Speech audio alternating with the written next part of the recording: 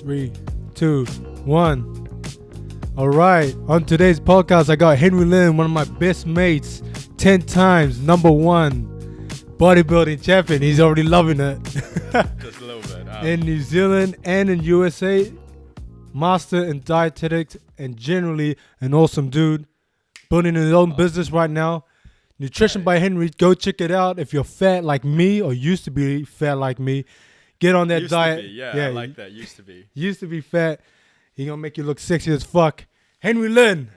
Hey, I just want to thank you for counting the trophies for me because I didn't even know about that. Oh, fucking weird flex, but okay, bro. Actually, and it's just one USA, not so the rest is New Zealand. Bro. Yeah.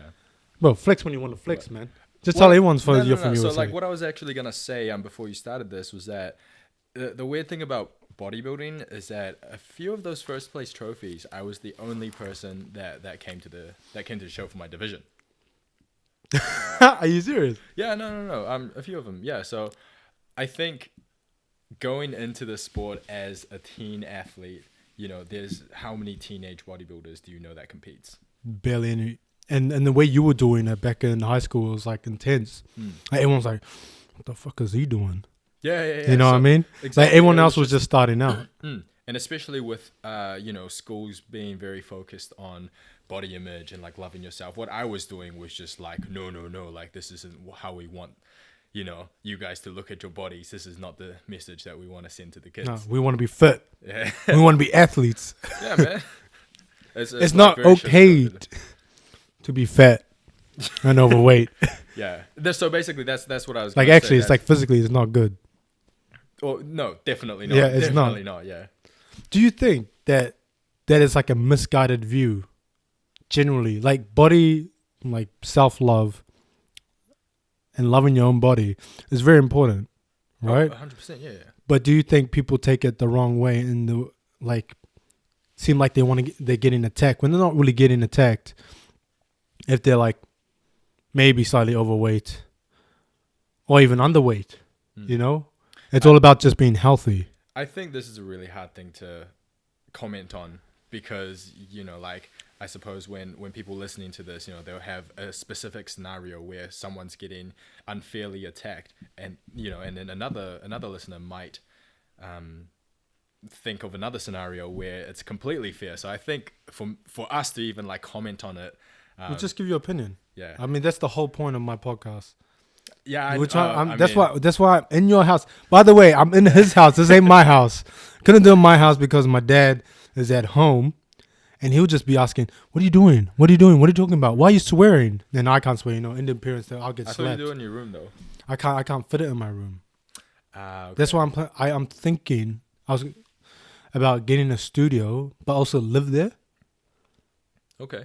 So like a small studio space and just live there. I mean, if you want to come to Chiang Mai with that's why I'm liking that. Yeah. I'm liking that. I mean, but I just need to plant my seeds over here first. Yeah, okay. You plant them away, man. You plant them away. I need to plant my seeds first, and then I want to see which tree's growing. Yeah. I just want to say I have a feeling that this entire podcast is just gonna be me reaching for food. Do you actually see that outside? What happened? I don't know. There's like a flash of light. As long as nothing happened like last week, we're good. What happened last week? Fucking Kevin coming out with the dumbbell, ready to knock someone out. All right, so I want to talk about our first topic, which is I think me and you relate on so many levels with, is that business, going in from university. You went and did your master's, yeah? Mm-hmm.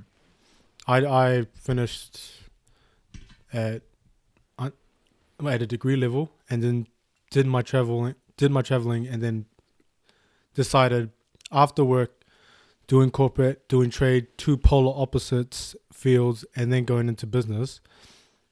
What was the biggest obstacle that you're going through right now? Because I think I know. Yeah, I have a general idea.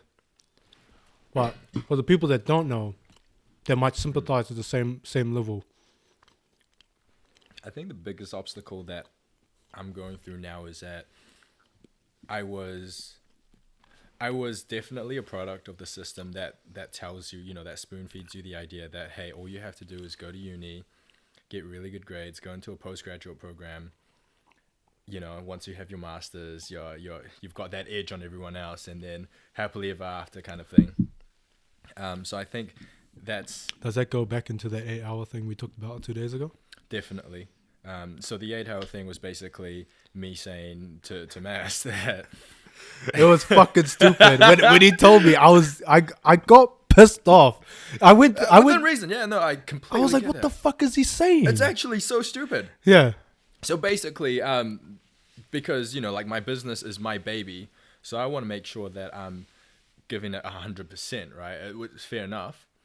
But I said to Mass that, okay, look, if I'm not working at least 8 hours a day for 6 days a week, to me that's a failed week.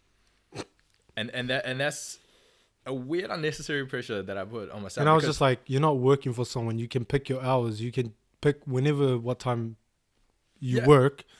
And secondly, you can work one day for like 12 hours and the next day 4 hours. As long as you're progressing in the right direction and you're not going backwards. Yeah. That's the thing. I mean, it's not it's also like, what am I trying to say here? It's like the output isn't linear. Like the more work you put in doesn't mean, you're going to get more work done as well. Like I could work 20 hours a week and get the same amount of shit done as, me doing 40 hours a week. It's all about being efficient. Exactly. And that's the beauty of being your own boss, which I couldn't see. Yeah, because I made that clear to you. I was like, do you think people doing 40-hour a week, are they efficient with those 40 hours? Yeah, Fuck no. Absolutely not. I spend like 80% of my day on the Instagram, on YouTube, on Facebook, fucking around when I went to work. Exactly.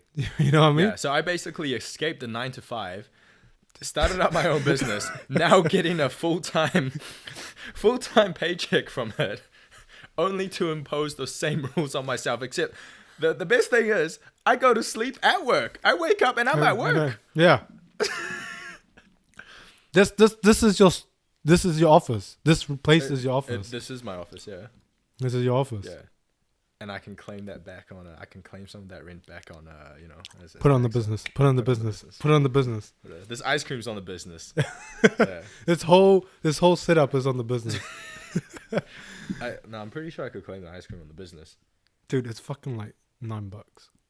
Yeah, claim it on the business.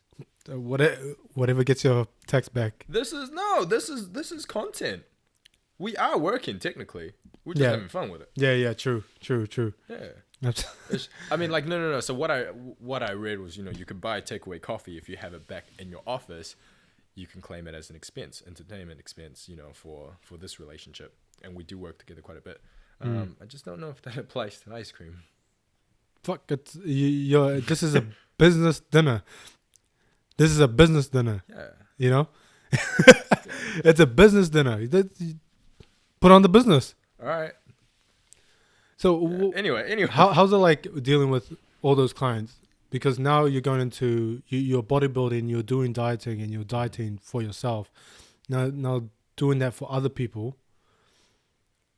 Everyone's got different needs, and what you do is that you tailored the diet around the lifestyle, which I thought was awesome because as a diet, when I went into it back when it was like 4 months ago. Mm-hmm. Yeah. It was like I had to eat this. It was like chicken, salad, or like broccoli or whatever for the next 5 days or next 5 weeks or whatever, and you lose weight. But I was like, the diet you wrote me up, eating all that rice, especially at dinner time, I was like, this is too much. Yeah. And I was losing weight. I was like, oh, this is the best of both worlds. And it's not even tasting that bad. I just need to put a little bit of flavor in the food and it's all good. Absolutely. I think that's one of my favorite things to do as well, is when I get an athlete that comes to me that kind of grew up, doing like the bro diet and all of that. Bro diet. Chicken, broccoli, hardly any carbs. Is that I tend to just mess with them a little bit.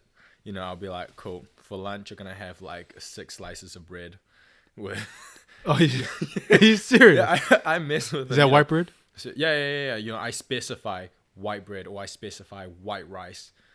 And it's just to show them like, hey, look, there's nothing scary about these foods. Like we've just been demonizing them for no reason.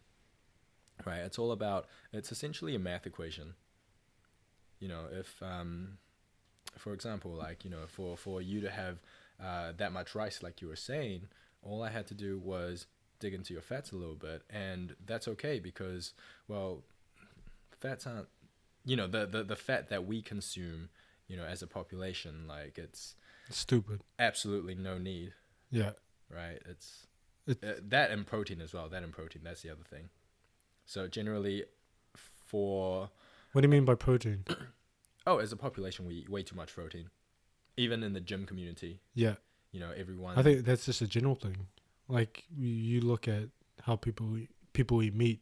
Yeah, no, that's what I'm saying. Yeah. So like, the Western world, definitely. If we look at diets in like Asia or something, it's very carbohydrate dominant, with rice being like the staple and, like 3 veg and like a meat to go with the rice. Yeah, but it's like a small serve of meat. Yeah. But the Western diet is the meat is the main course, right? You go to a restaurant and it's steak with chips. Yeah. Or, it always begins with what meat it is, followed by what carbohydrate source. Yeah. So yeah, as a population, we just eat way too much meat. And certainly that gets exaggerated in the athlete population. And so when we've got athletes, coming to me with eating, way too much protein and way too much fat, look, all we have to do is dial that down, increase the carbohydrates, and carbohydrates are so much better for So performance. you actually increase the carbohydrates with the people that you meet. Like, let's say first off the bat, and then you taper it down. Most of them. I mean, did I not do that with you? Yeah, well, Yeah. when I got into it, nothing was hard. Like, absolutely nothing was hard until you started really dialing it down. Yeah. And then the duration got long, and then I got bored of it. Yeah. Like, you know what I mean? And that was like, was like 8 burnout. weeks down the line. Yeah, it was 8 weeks down the line. No, it's That's probably more. We dieted for 16. 16. I think it was around 10 weeks. And then I started to be like, and that was I like started 8 to kilos fluctuate. down. Exactly. Yeah, I started to fluctuate at this point. Now I think at my peak I was 13 kilos down at 86. Yeah. And what are you now? Right now, I just hover around 89 and 90. Yeah, I haven't been dieting for 3.5 weeks.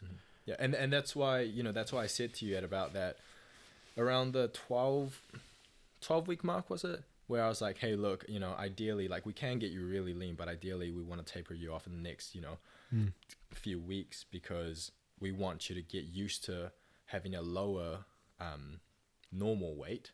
And then next time when you want to get shredded, okay, you can then start your baseline at a lower weight. So every time you cut down, you're getting lower and lower and lower, and it gets easier staying at a specific, at a certain body fat percentage. Yeah.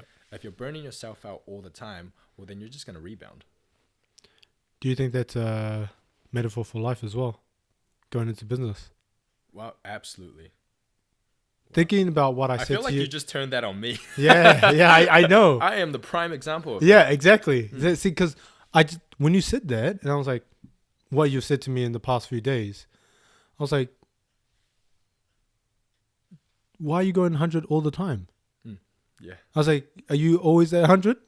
And you're like, no. Then why you want to go 100 all the time? But I try to be. You try. Yeah. Everyone tries to be at 100, but there's so much that a human can do, and giving 100% in social and your mental capabilities into physical, that's super demanding. Unless your other facets in your life are like stable, for example, like home life, relationship, diet is all like ticked. I don't think anyone has the capacity to be 100 all the time. They can get close to 100.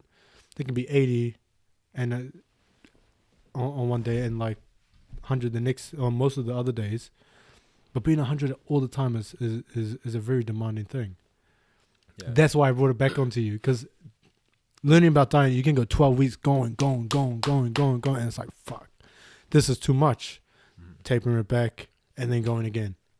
Because sometimes you have to, instead of going to the wall all the time, step back, have a good look at it, and be like, okay, let's try and find another angle here.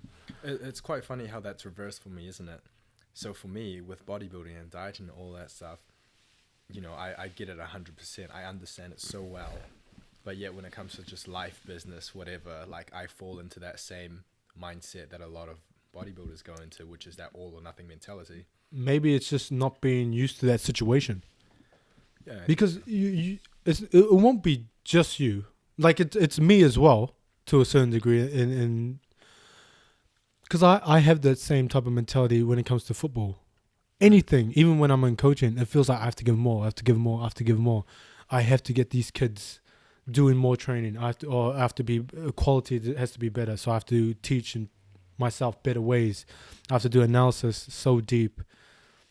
And my mentor, he was like this: do you know what you're doing is like incredible for a person that's only in his second year as a head coach? And I'm like, yeah, but I'm not winning. I was like, yeah, but sometimes you just don't have the people around you to allow that to happen.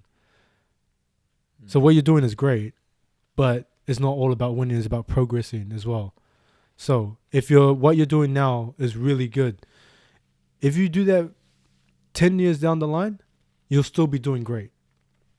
You just have to remember it's not all about winning. And because you're a young age, he said when he was at 24, I think he started coaching at 26. He was like, yeah, when you're into it, it's all about winning. But then when you get older and you get wiser, it's all about developing a good player. But in other facets, like for example, my creative or doing something like this, or talking with you about life in general, I find it easy to switch off. I find it easy to relax. I find it easier to find a different angle. But in that world of sport and football, it just never happens. I'm only learning it now.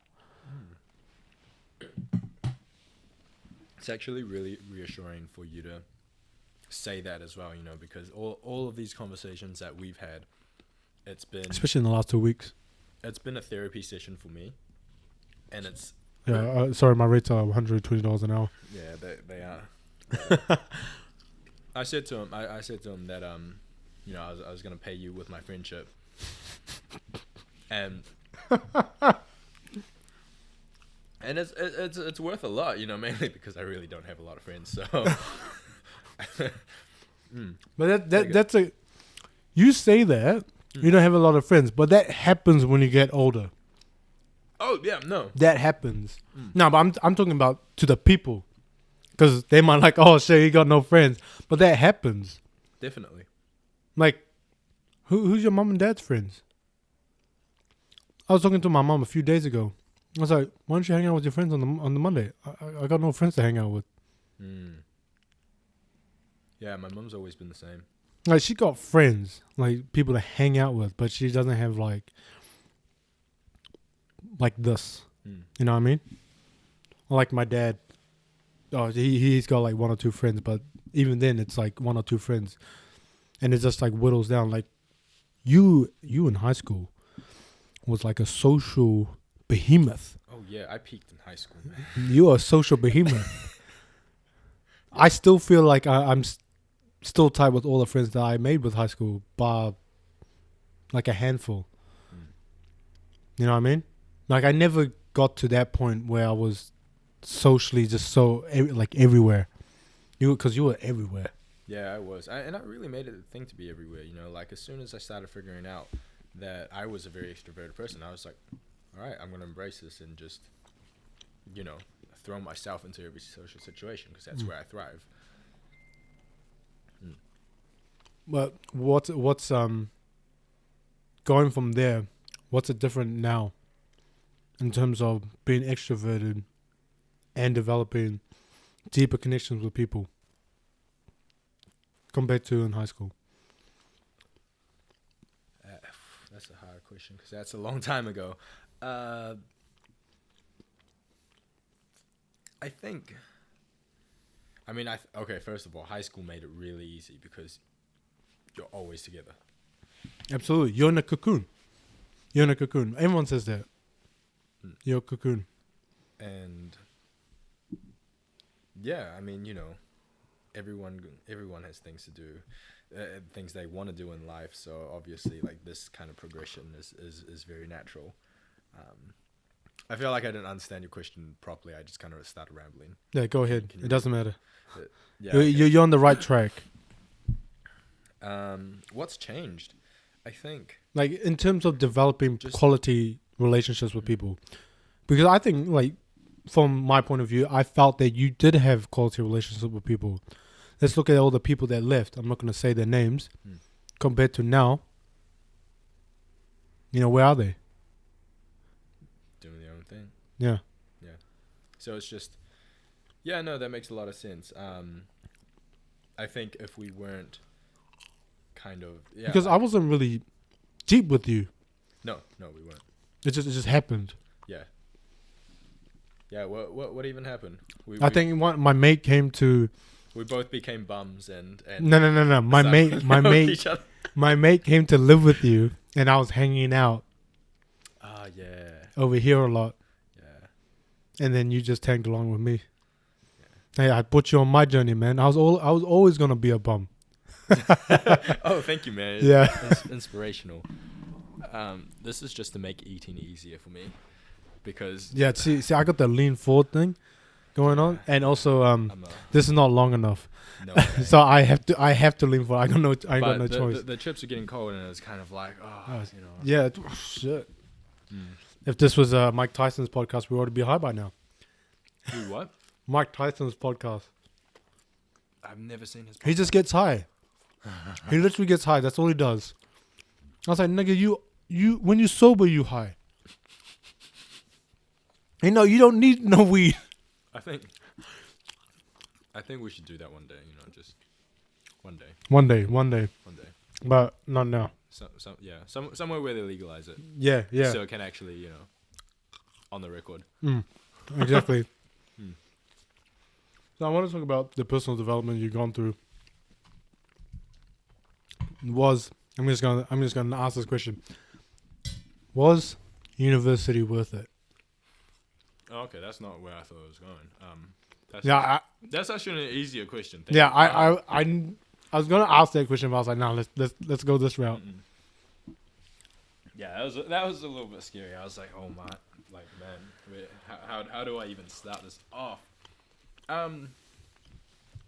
University.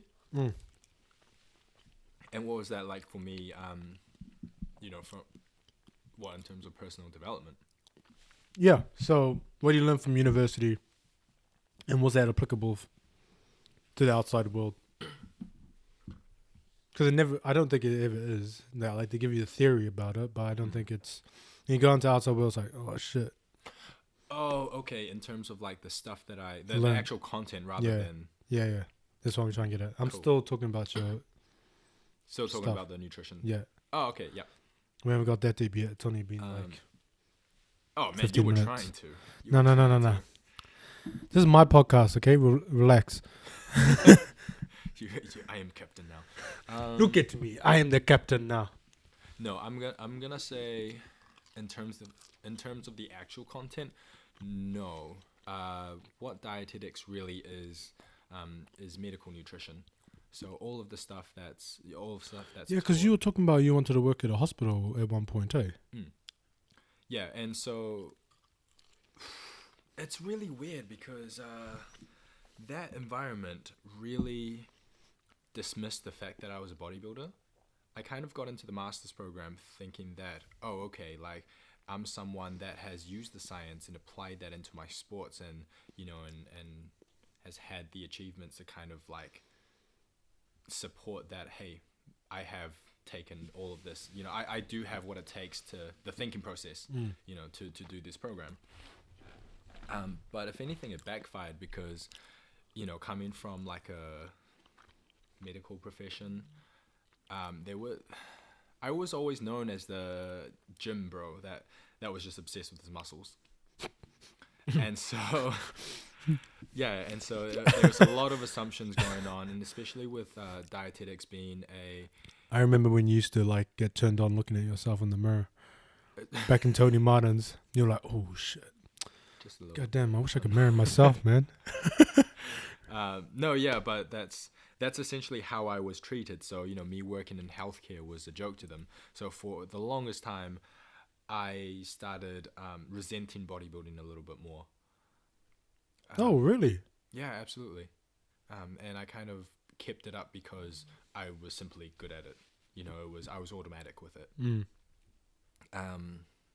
Yeah, so I really try to like suppress that side of me, which is why I'm not that involved with the fitness community anymore. But now that I'm doing this, I'm trying to get back into it because I'm like, actually, no, this is who I am. I'm gonna embrace myself. If they don't like it, that's okay. I'm doing my own thing. Oh, strong. This is strong. I like this. I like this. Look, in the Hype. future, I can say, hey, I've been fortunate enough to be given this opportunity, and whether or not I was successful or not, I've been doing this for a solid half a year now. Really.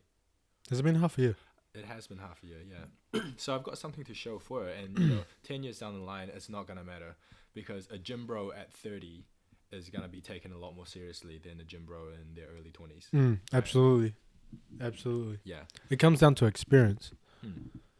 But so I think, so going back to what university has taught me in terms of the content side of things. Yeah. No, it didn't really teach me anything to do with bodybuilding. Simply because, and also like, bodybuilding isn't even sports nutrition, because when we talk about sports nutrition, we're talking about performance, right? We're talking about you play football to be able to last 90 minutes. Yeah, 90 minutes on the field. Running around, making sure that you've got enough energy to sustain that high intensity for as long as possible. With bodybuilding, man, you rock up to a show and you see backstage that someone's got more muscle and more lean than you. That's it, man. Go home. Wait till next time. Show up on stage. You already know your placing. You can only outpost someone so much. Is it like that? Oh, 100%. So you said there's situations, maybe not yourself because you're number one at everything, right? Is that bodybuilders go and look at other people when they're the tanning, right? Mm-hmm. And just like, fuck, yeah, this looks like a second place to me. Yeah. And what the fuck? What's the point of posing? Well, it depends how good you are at posing. So definitely at an amateur level, yeah, the difference is you're not going to go head to head with someone. Just the chances of that, the odds of that are just way too low. Way too low. Yeah, way too low. That messed me up for a little bit. No, yeah. Like, I think I've definitely beaten people that's looked better than me, but only because like I'm kind of known for being able to pose and having that kind of stage presence. Okay.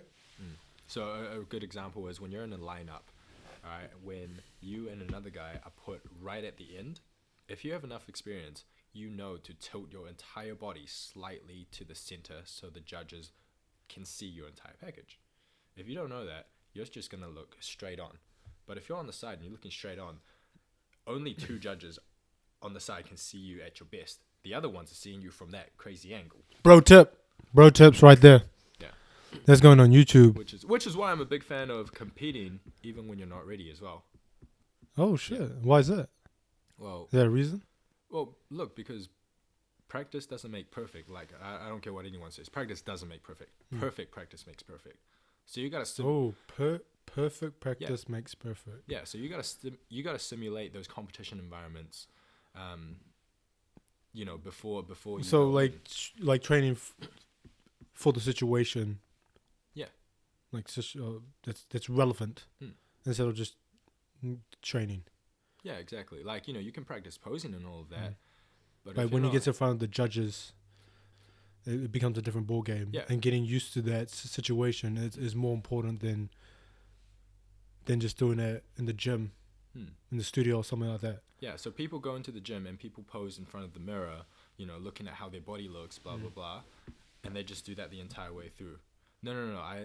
you have to like figure out ways to simulate stage conditions, because on stage there's no mirror, right? On stage the judges are a little bit down here, so you're not even looking at eye level. So basically a few things that I do is I'll get my phone, I'll put the camera and I'll start recording. I'll put the camera where I think the judges will be. Fuck. And then take off my clothes, get a pump, simulate what my pump is going to look like backstage. You know, so I won't even use equipment that I can't get access to. So it's, very real, trying to simulate that. And then I'll close my eyes, do my entire mandatories. So symmetry rounds, front, side, back to the front, and then the 8 mandatory poses, all with my eyes closed, counting in my head how long to hold it for. And then I'll go back into my phone and just check it out. How I look, because when I don't have anything, when I don't have my eyes telling me, oh, I need to fix this, I need to fix that, like I need to kind of make that connection in my own head. That was good. I actually really like that. Thank you. That's like pro level type of work in any sport. Because you're semi-pro at this? Oh man, so bodybuilding's really weird. Because there's not a lot of money in bodybuilding. Yeah. Only on the top end, right? Yeah, turning pro is really, really hard to do. Just gonna move here. And bodybuilding's one of those sports where you're really limited by your genetic potential. Yeah. And people look like, I'm a natural bodybuilder, and by no means do I look amazing on a bodybuilding stage. Like, on an international level, sure, like I'll take my shirt off at the gym, I'll take my shirt off at the beach, and yeah, like I look great. At a layperson's level, it's fine. Yeah. But on a, in the bodybuilding community, I'm nowhere near the pros, right? So bodybuilding, not a lot of money. Natural bodybuilding, no money. Oh shit. Yeah. Fuck. So the whole like pro amateur thing is kind of weird. Yeah. But just going back on what you're doing and how you're that process of, I think that's a very deep and it's almost meticulous to details to do a training or pre-comp like that, because like I put it in relation to what I do with the boys at school. I watch, for example, one of the teams that we're going to play in for that weekend, and I'll watch their games, right? See if they have it on YouTube. They probably do. Watch the games, and I'll watch it 3-4 times, and I'm picking up notes. Okay, this is styles that they play. This is their main man. This is how they defend. This is how they attack.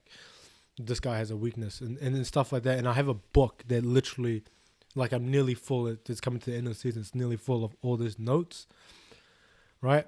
And then when it comes to Saturday, I bring the boys 2 hours before for tactics talk, before even when they get changed. And that's all the announcement. It's about like a 45-minute talk and say, this is what's going on. This is how they play. This is how we're going to play against this team. We have to nullify this player. When they lose this player, then we can play football properly. This is their weakness in the back line. The goalkeeper's pretty good. It's all like that. And into the build-up, as well as that, the day before on the Friday, or on the Thursday if we're playing a Friday night, I'll set the reserve team or the second team to play exactly the way that the opposition plays, so we know exactly what's going on. And when hearing someone else is doing that, it's awesome to see, because that's like it's a higher level compared to, for example, a bodybuilder that would go and just train at the gym. Because if they're trying to figure out, what do I need to do to make it to the next level, that's a huge detail. That's the 5% that could make or break them winning. You know what I mean? So that's why I really like that point. It's an amazing point. Thank you.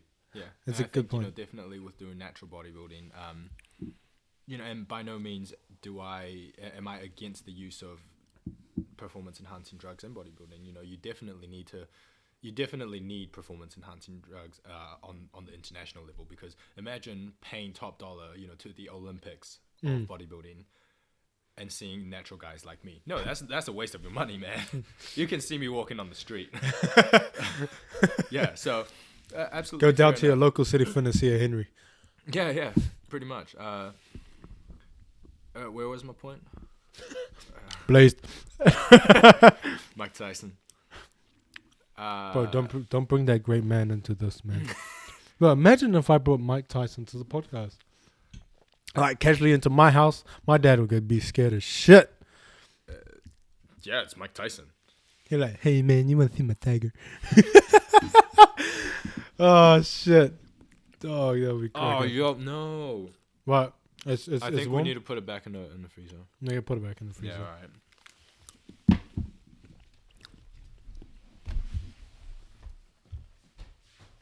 Man, these chips are good, man. Let's just get something to do while you're talking.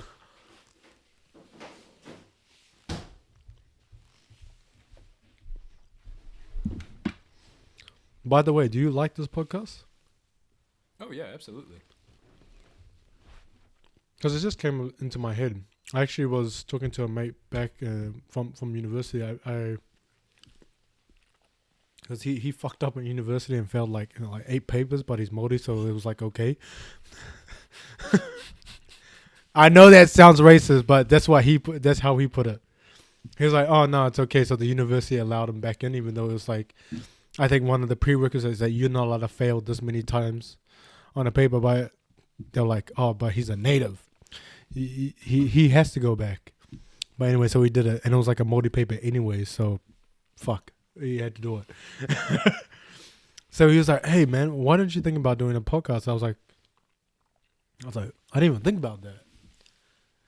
And I was like, okay, why do you think I need to do a podcast? He's like, fuck bro, like the shit that you say, like you might, most of the time you're talking shit, but the shit you talk is way better than other people's shit. I was like, what do you, I was like, how do, it's still shit.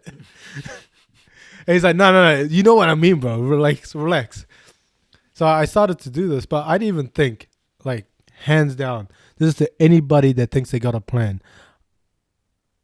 I didn't know I would start a business halfway through, back in March, and be doing a podcast in July.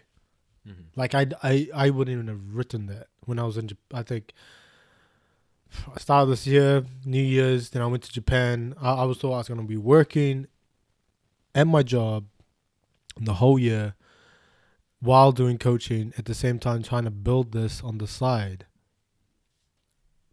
And then it was just like a moment there was just, it just told me, I was like, this is life telling me that I need to get the fuck out of my job. Mm-hmm. And then go straight 100% into what I want to do. And it was just like that. I remember I was actually driving on the way to work.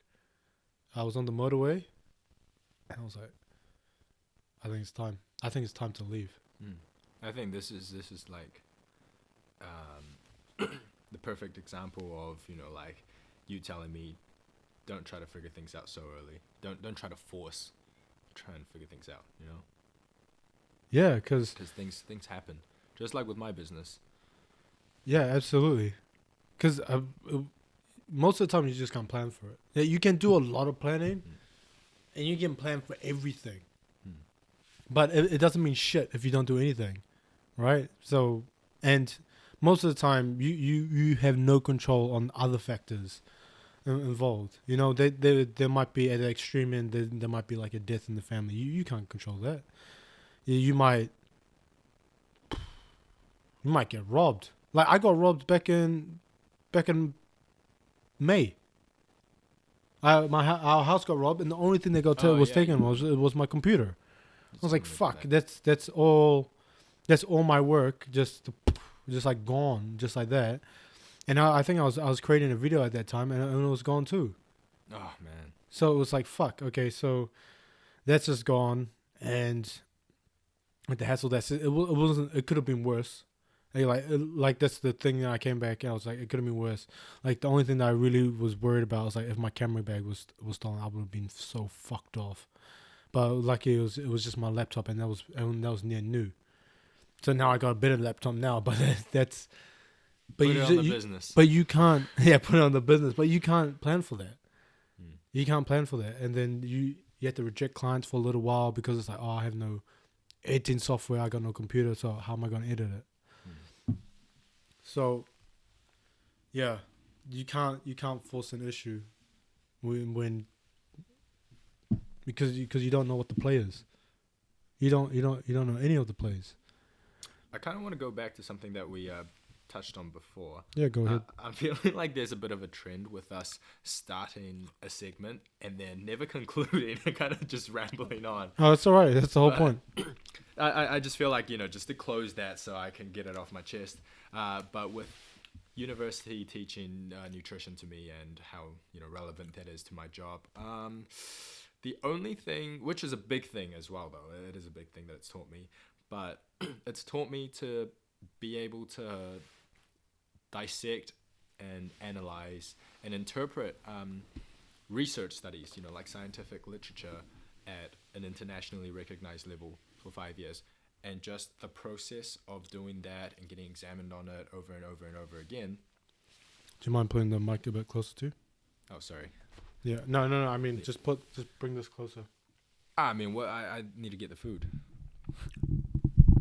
Yeah. Go ahead. So I think that's the most important thing, that it's taught me how to think like a scientist, and how to extrapolate all this information into the real world. So then when I do look at studies that's relevant to my athletes and my sport in this specific niche, it starts to make sense, rather than your local I gotta finish the sentence now. your local personal trainer that's done like a shots fired. no. Who you trying to call out now? Oh shit! Just This is gonna get controversial right now. Just your everyday gym bro. I shouldn't have. Kevin Santos. But yeah, no, it's that's what separates the two, is that a lot of the whole chicken breast, broccoli, rice, all of those bro science stuff does actually stem from science, but it stems from the misinterpretation of science. What do you mean by that? Man, see, now I got to go through my head to find a relevant study. Okay, for example, let's talk about keto. Okay, let's go. Hot topic. What is keto? Keto is a diet that cuts out a lot of carbs, actually all of your carbs, and restricts you to under 25 to 30 grams. The rationale behind that is... Clearly, I ain't doing no keto right now. No. I'm doing what do you call a carb load? Yeah, keto is silly. Like, as a general rule of thumb, you shouldn't be on keto. Just general rule of thumb. Most people should be dieting on a higher carb approach. So you mean like a keto diet? So just like no carbs? Is that including fasting or something like that? No. So okay, so just something different. All right. Basically, around 60% of your energy comes from fats. About 30% comes from proteins, and then the other remaining 5 to 10% comes from carbohydrates. Now, the rationale is that your body is going to get into a state called ketosis, where it's a fat-adapted state, where you're more efficient at using fats for energy. Yeah. And it makes sense, right? The more adapted we are at using fats as an energy source, the easier we're going to dig into our body fat, right? Right. That makes complete sense, if we argue it like that. But we're asking all the wrong questions, because just because being fat adapted is a thing and you do become more efficient, does that actually translate to greater amount of fat loss? And the science says no. In terms of from a performance aspect of things, when endurance runners get onto like a fat adapted state, yep, they're utilizing fats a lot better, a lot more efficiently. Does that translate to better performance? No. So it's all of these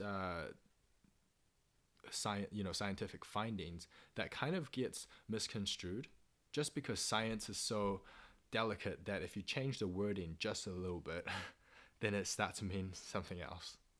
Fuck. Okay.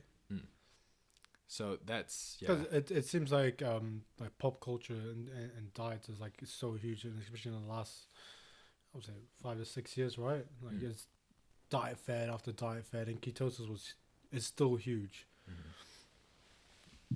And it's like what you just said. I can see how like the masses have misinterpreted that. They've just taken that part of you talk about fat.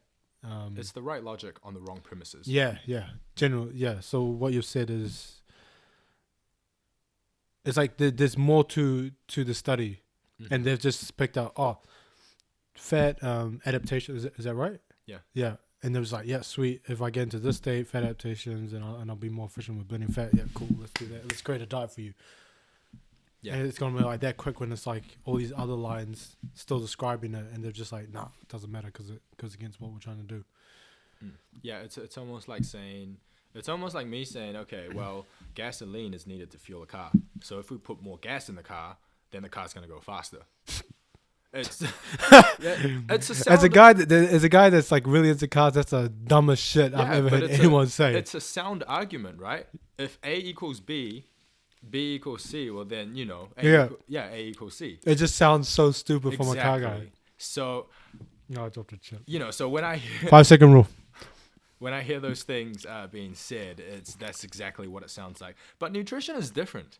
Nutrition is so different because if a random guy comes and talks to you about, you know, cars and, you know, like the science behind it, you know, like the engineering side of things, you're going to be like, okay, you're not a mechanic. Like, why should I listen to you? Exactly.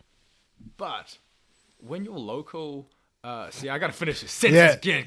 Just fucking do it, man. See, when your local PT, you know, and PTs are great. PTs are great on getting... Fuck you, PTs. That is not what I meant. It's just that a lot of PTs try to do too much. You're trying to steal this man's job by creating fake diets. Hang on. No, you can't, PTs. No, you can't. Anyway, personal trainers, look, just focus on the exercise side of things, right? Yeah, so, you know, when I hear people talk about nutrition like that, and when other people listen to them go, oh, yeah, that makes sense. Like, it drives me absolutely nuts. Or even just a random person. You ever hear, like, two friends talk about dieting? And, you know, like your parents, for example. I heard last week two people talk about dieting. You remember the conversation? Yeah, go on. Fucking Kevin with his stupid-ass diets, man. Oh, we talking about Kevin again. Yeah, because essentially that's what it was. And I was just sitting there and I'm like, man, nigga, shut the fuck I guarantee you that if you're talking about fitness... But as parents is a good one. Because my parents have been like... When I would say I was on a diet, they're like, what the hell are you doing? And being from my Asian background, it's like illegal to like be on a diet. Right? Right? So...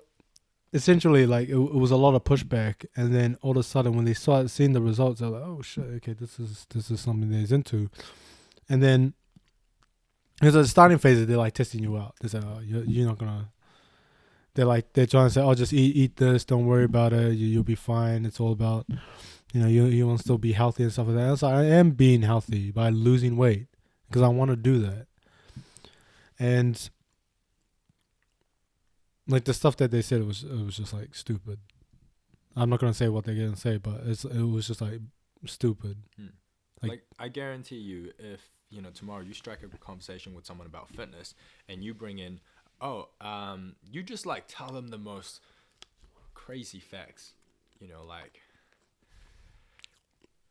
eating 20% of your carbohydrates at midday is going to boost your metabolism. Just anything. They're gonna be like, "Oh wow, is that right?" And they're gonna do it. They won't even question you. Bro, I'll say this. Bro, my dietitian friend just gave me the biggest life hack in the world. No carbs after 5:30. I lost so much weight. Yeah, and nobody's gonna fact check it. You know, nobody's gonna see if it's right. They're just gonna. Let's test it out. That's why all these detox things, like Fit tea, take off. Yeah. Fit tea. Man, that shit pissed me off, man. There was one point that shit was getting like advertised like a motherfucker. It was like fit tea. Now it's Bang Energy. I feel like at this rate, this podcast is just us making enemies. Huh? That's the whole point. No, I don't like this. That's my podcast, man. I have no friends. No, it's all good. No, because at least we're saying the truth. You know what I mean? I'd rather have, honest conflict than I don't know what's the other way to say it. Was like fake congruency. I don't know. I feel like I lost the word there. No, I get the vibe that I get the vibe that. No, I'd rather disagree with someone than agree with like just saying just for the sake of agreeing with someone. I'd rather disagree and be like, hold up. You stick into your lane and I'll stick into my lane. Still be friends and still be all good. And if you want to disagree, come on this podcast and we'll have a proper debate about it. Yeah, exactly. But that's the point. Because that incites conversation. Then you can look at... Now this becomes a bigger issue in terms of... Well, almost like a societal type thing where it's like PTs have been glorified to the point where they do everything in fitness. Supplementation, dieting, training, right? And then no one questions it. No one questions it at all. Yeah. And, actually that being said, like, I do feel for the PTs that do actually have a lot of qualifications and do actually know what they're talking about because their name is getting dragged out. That's the save. I like that. Yeah, you're just saving this podcast right now. No, but like I do mean that wholeheartedly. Yeah. I've got a friend that I'm thinking about. He's exercise physiologist. He's currently in postgraduate research. He's in Melbourne at the moment. Nice. And to compare that with some random dude PT, like that's just not fair. To put that, to put them. I want to say a name right now, but I don't know if I should say it. It's not someone's name right now. Say it. I feel like it's rude to mention their names in the same sentence, right? Because they're two completely different people. Still PTs. Let's just say, for the people that did something like physiology, like your friend, versus someone that just went for to get a certificate or a night course to become a PT, and then they call themselves a PT. Yeah, because there's learning the information, but so one thing that I found with coaching is that this is more than just delivering the science. Coaching is about understanding your athletes, right? And that's why people when people ask me, why don't you take on female athletes, or I only make exceptions for some, but I reply back with, coaching is about understanding your athletes, and quite frankly, I don't understand women. Fact. So I know this. Hey, hang on. Sus. So with every athlete, I have a different approach with them. The science doesn't change, but the way that I'm delivering it does. The other day, one of my athletes, messaged me saying, "Oh my God, there's pizza at work. I'm here sipping on water and stuff." Is this Mike? No, it's not Mike. Okay. Don't worry. Yeah. So it just feels like a Mike thing to say. It is 100% a Mike thing to say. But with this athlete, I was just like, cool. Make it a cheat meal. Write it off. And he just didn't reply. I'm like, okay, he's probably doing it. But he comes back to me later. He's like, yeah, I had a slice of pizza, blah, blah, blah. I'm like, that's fine. You're allowed one cheat meal, even though we're preparing you for something, we've accounted for the fact that you're allowed to have these cheat meals too. Right. It's cool. And he starts going on about how, actually, I was really surprised that I just want to check something. It's just bugging me. Can you look at that? And can you see if there's a number going on? What do you mean a number going on? The top. Oh, just checking. Dope shit. It's just telling me that it's going. So we're at 55 minutes. Okay. No, just making sure it's going. Because I was like, this is some real good content. Imagine if this wasn't recording. This would fuck me off. Yeah, look, and now we've made this 2-minute story into 5 minutes. Yeah. Yeah. Do I need to start from the beginning? No. Okay. So he after his meal, he was like, actually, I didn't enjoy it that much. And I was like, cool, I've made the right call. I knew that I understood him enough to be like, hey, if I give him that cheat meal, he's going to realize that this entire, this craving for the pizza or whatever is not an actual craving. He's not hungry because on the calories that I'm giving him, he shouldn't be hungry. So I've got the science to back that up, but also I understood him enough as an athlete to be like, cool, you go do that, because I know that once he does that, he's going to realize that this was all a, deprivation thing created in his head. What do you mean deprivation? So he feels deprived that he's not eating bad food. So I was like, cool, I didn't make a big deal of it. You have the bad food. Okay, so it's like a mental state was like also like people like need it. Yeah. So all it like took, we need to eat shit food. Almost like like once. So it depends on like your mindset as well. Like if you're someone that prioritizes eating bad food and stuff, that's probably. But there's like an understanding of who you're working with. Yeah, exactly. Yeah. So I understood this guy. I was like, look, he's going to have the food and realize actually it wasn't that great. So it means that the next time these opportunities present themselves, he's just gonna no. Yeah, he's just gonna flick back to way back then when I was just, really nonchalant about it, saying, okay, you have the food. And he's going to remember, oh, actually, when I had that food, like, it wasn't actually that great. You know what? I'm just going to keep dieting. I have a goal. I'm an athlete. And keep that cheat meal for something real special. Exactly. And that way you get to enjoy a cheat meal a lot more than if you, just go on, like, eating bits and pieces throughout the week. Yeah. So that's, I suppose that's just a snippet of what coaching is like, rather than just providing a plan and sending them off. All right, dope. I do want to move on to another topic. There's something that I'm quite interested in, and I don't feel like I've engaged enough in this part with you, is the traveling. Mm-hmm. Shall we take a bit of a break? I'll get the ice cream, and then we resume. Yeah. All right. Here we go. Okay, so like I was saying, traveling. Yeah. Mm-hmm. I spent a whole year doing it. You spent pretty much the whole of half of last year, start of this year doing it. How was that? Half of last year. No, I wasn't traveling that much. Nah, come on. You went to Mexico. You went to Cuba.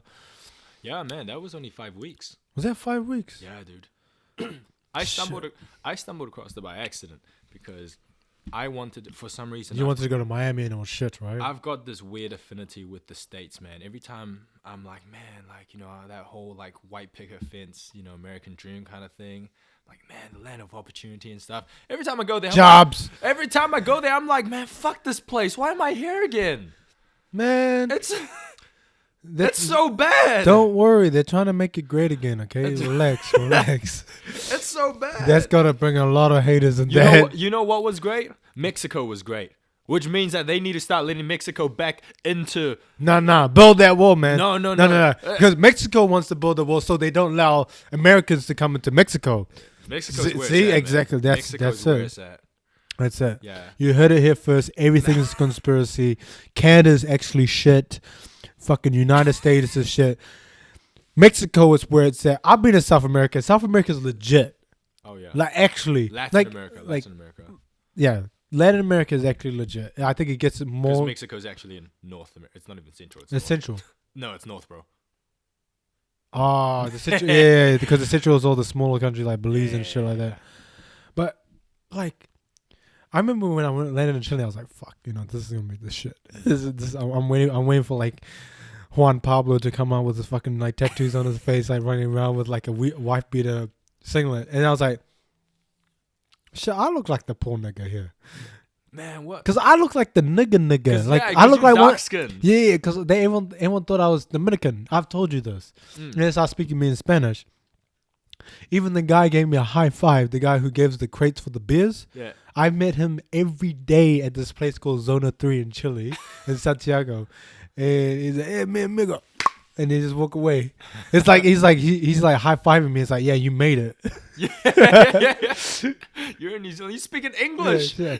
But everyone just spoke to me in Spanish. But I was standing next to the widest cunt out. Yeah. I mean, he's 6 foot. 6'4", speaks. He's been in Spain for like 6 months. Still can't speak Spanish. Goes to South America, starts speaking Spanish. Sounds like a retard. Like, honestly, it sounds like I bet you a newborn baby will start speaking more Spanish than that dickhead. Bro, the guy can't even speak English properly. Bro. Man, I'm excited. This to for have you, him back Amon, man. soon. Yeah, I'm excited to have him back soon. I'm not. How long was that trip for? Your South America trip, and what made you decide to go? Oh, he just came to me like in the middle of last day. He's like, "Hey, bro, you want to go to a trip? I make this a cheap trip." Yeah. There we go. I merged that together. New word, treat. So he's like, "Yeah, let's go to South America." I was like, "Oh, fuck it. You know, I'm graduating. If I don't graduate, then I'm not going." So I made sure I graduated, did my 5 papers into my final year, and decided to go. Here we go again. But that was an amazing experience. We changed up the food. We took the chips off.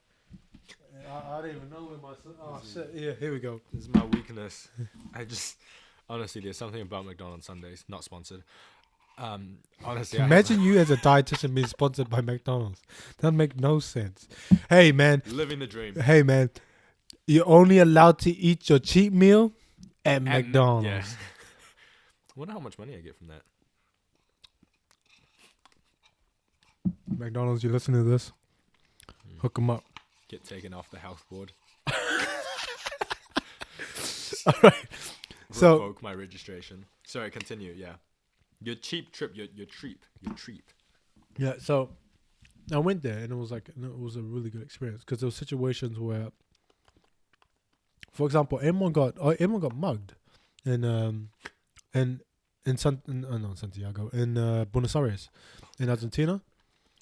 But the lady who mugged her phone, got mugged by a chick. Yeah, because everyone's like chicks are like 5'1", and he's 6'4", so he's like a giraffe, right? And like there's like these small like chicks like walking around, they're like that, they're like, just I think one chick. Oh, he didn't get mugged. He got pickpocketed. Yeah, pickpocketed. Sorry, it's not the same thing.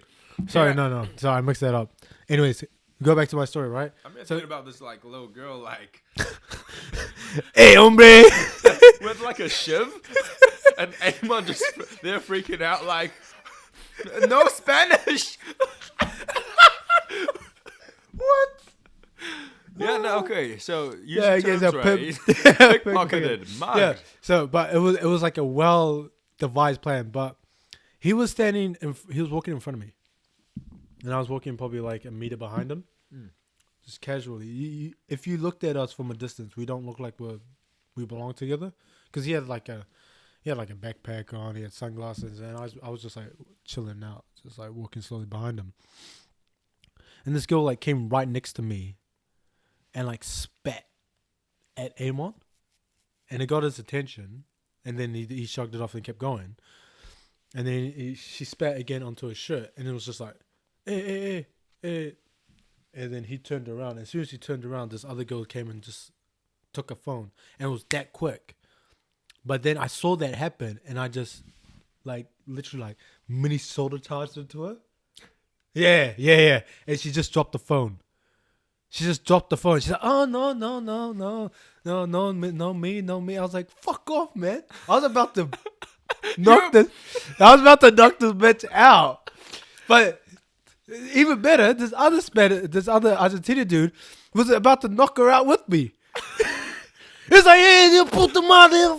He was going ballistic at her, and I don't know if this is his her like who she's working for, because he was like quite close to me too. But honestly, he looked like he was gonna knock her the fuck out, and then she ran, her friend ran. And the phone was on the ground, and I picked it up, gave it up, and he was just like, yeah. Just like that. And everyone was like, no, I had that. Were you guys together, Argentinian guy? Huh? No, we weren't with an Argentinian guy. It was just like in a crowded place. In my head, you were back in Santiago. No, but you said Buenos Aires. Yeah. So that's what happened. But there was a lot of things, like culturally, it's totally different. I don't know, I had to kiss a dude in the cheek until I went there. You had to what, sorry? Kiss a dude in the cheek. When you went there? Yeah. As a greeting thing, right? Yeah. Which is all new to me. Like even kissing a girl in the cheek, like even I find that slightly a bit Like generally.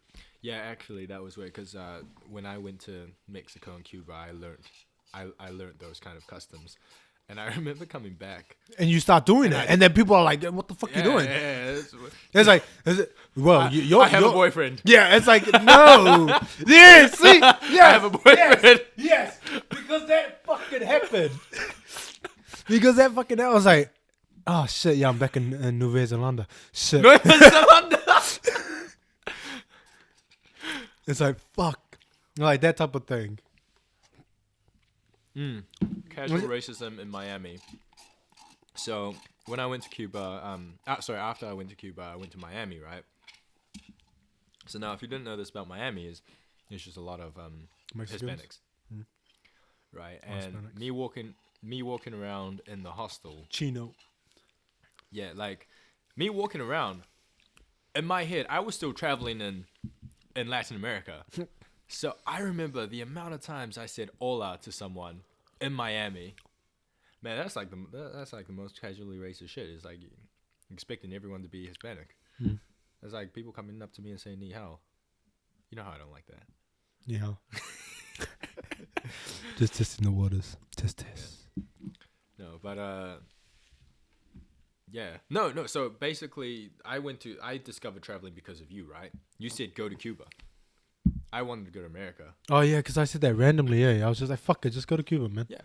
And I was like, sure. Hey, Ryan. Yeah, you can come through. You can come in, man. You can come in. It's fine.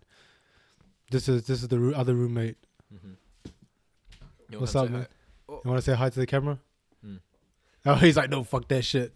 Okay, yeah, keep going. Yeah, so in terms of traveling, like I think as a guy who's gone through uni and just gone very 100%. And you went quite deep into uni as well. Yeah, 100% into, developing my career. I started to lose a lot of things that I was interested in. Yeah. And so I think one of those things that I, definitely discovered to be a strong hobby of mine is definitely traveling. So I've got you to thank for that because I stumbled upon traveling by accident. No, but like the things that you learned on traveling. Oh, 100%. Because it's almost like it's like a time warp. You go through a self-development phase and like an intense self-development phase in the space of like a few months. Especially if you're doing it by yourself, like you did with Vietnam. Exactly. Oh, yeah, and you did Cuba by yourself as well. Man, Cuba was a hard place to do by yourself, man. Why? Oh, there's no internet. Seriously, that. Fucking millennials, eh? No, hang on. I'm For kidding. your first time backpacking. I'm kidding. Because do you remember that text that I sent you? I got to Cuba, and I basically booked myself with this homestay, and I was like, oh shit, like I don't know what there is to do apart from walk around. Yeah. And at that point, so like right now, traveling for me, backpacking for me is like you go to a hostel, you meet people, and you start going off and doing random shit together. Yeah. And you meet new people, and it's all about that people. But Cuba is such a remote place in terms of tourism that it was so hard meeting other tourists. So I was just kind of like wandering the streets, not knowing what the hell to do. You remember that text I sent you? I was like, Cuba is such a shithole. Like, why am I even here? Yeah, I did remember that. I was like, fuck off. It's not a shithole. Yeah. But that was before I met the people, before I like discovered traveling. Before I figured out how to travel. It's like traveling, people find out it's like, I find there's tourists and then there's travelers. I love using those two words. Yeah. Yeah, because the tourist is like people they go and fundamentally go and do what they would do at home. Yep. In another country. Yep. Right. Mm-hmm. Sightseers. Sightseers, and if there's not enough sites, it will be considered boring to them. Mm-hmm. And they tend to hang out in their groups. Like for example, when I was in Greece, holy shit! Even thinking about it gets my like head going. Like I feel so angry.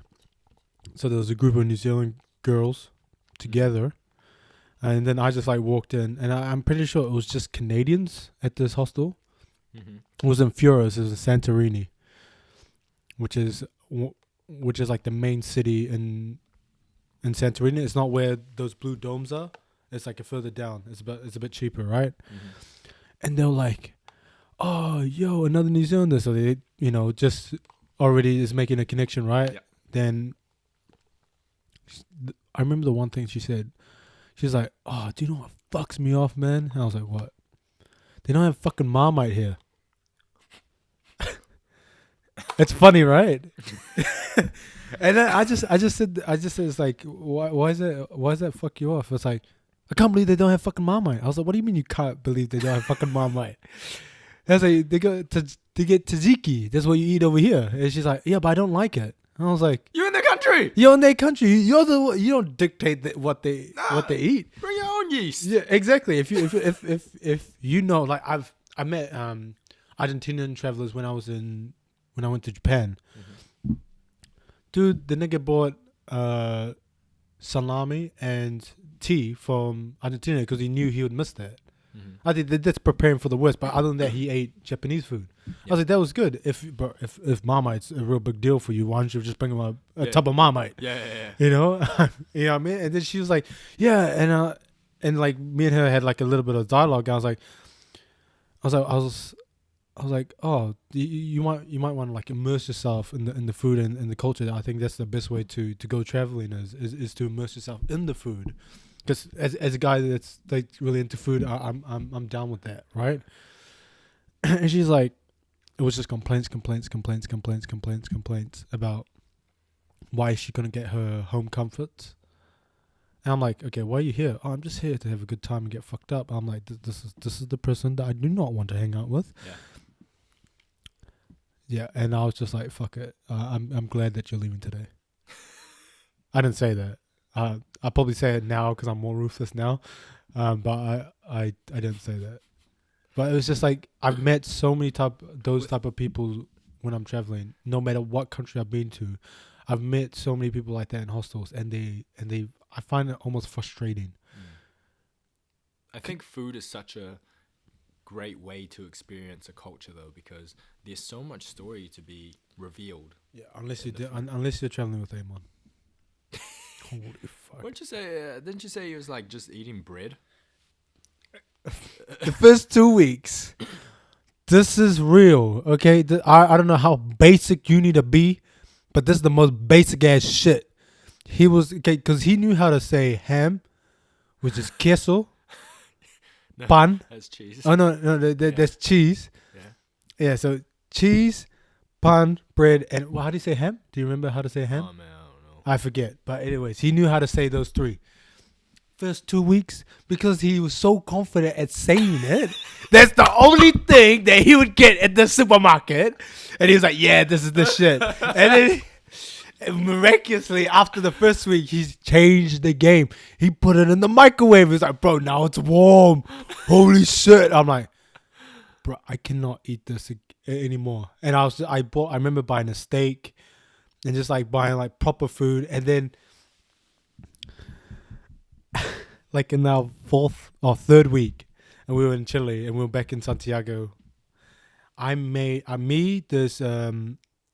This English guy and this German guy went out shopping, and then he went out shopping by himself, Amon, and he bought the basic, fuck, it was so shit. I can't even think about it. It's like he bought that, and then I came home, and we bought all these ingredients, us three, and we made the meanest carbonara chicken. Like it was like dope. It was almost like an inspired thing because it was like flavors from me. The other guy, the English guy, was like from Caribbean background, so he brought his flavors into it, and the German guy just like so it was like all going together. Okay. In a carbonara sauce, so it was like a really unique flavor, and it was spicy as well, which you don't really see in a carbonara. No. Yeah, so we all made that, but we made for the whole hostel. Oh wow! Yeah, so that's dope, like family dinner. Yeah, so we had a family dinner and we had a really good time. And I remember when we were sharing it around, everyone was like, "Holy shit, this is amazing!" And I was like, "Everyone, you got to try this." And he's like, from that day on, he's like, "Bro, you just do the cooking, bro. I'm shit." I was like, "Yeah, bro. I've been telling you've been shit, and you still want to eat this crap." Did you not eat out a lot in South America? Yeah, I did, but it was just like he would eat the street food, which is like a completo. Where in Chile, the completo is like a hot dog with like a massive like I'm talking Like you can turn like into a basic white girl if you eat this with the amount of avocado, smashed avocado on top. Oh damn! It's like that thick. A Okay. smashed avocado with mayonnaise and chili sauce, and it's like 1,000 peso, which is literally like $2 New Zealand. And Yeah, I can see like under those circumstances, I can see how Amon would just go for that every single meal. Like, yeah, I know and it him was well just enough. like, but it was the meanest thing when you were drunk because you're gonna be bothered cooking. And I was like, yeah, this is dope. Yeah, he would eat that all the time, and then every single country had their own version of the completo. Mhm. Like Argentina had the super pancho, which is the same, but without the avocado, and it's actually fried onions, Mhm. like deep fried onion, like almost like onion rings on top with like a selection of sauces. And I remember he like had like really weird shits, and he was talking to us, and we were traveling with this Dutch guy named Vincent for like 2 weeks. No, not 2 weeks, like a week, from northern Argentina to the middle of Argentina to Buenos Aires. And he's like, holy shit, man, this is why your shit's all fucked up. Because you keep eating this stupid shit on the side of the road all the fucking time, man. And he's like, yeah, but it's so cheap. Yeah, fuck your shit, man. That's why you fucking look like crap. Hey, bro, it was pissing him off because like literally this like Amon was like going to toilet like so many times a day. He was like, we were having a walk, and he's like, bro, I need to find a toilet. And he was like, what the fuck, man? Why are you always trying to find a fucking toilet? What's wrong with you? And then he was like, it's because you eat the stupid super panchos every day, man. I was just looking at this to see if I can lick it. Do it on the record. It's just foam. It's nothing. Honestly, I've been like really eyeing this out. I just want to like lick the shit out of it, but I really don't want the sun. On camera? Yeah. It's just made me Yeah. Next time. Next time we'll get a few.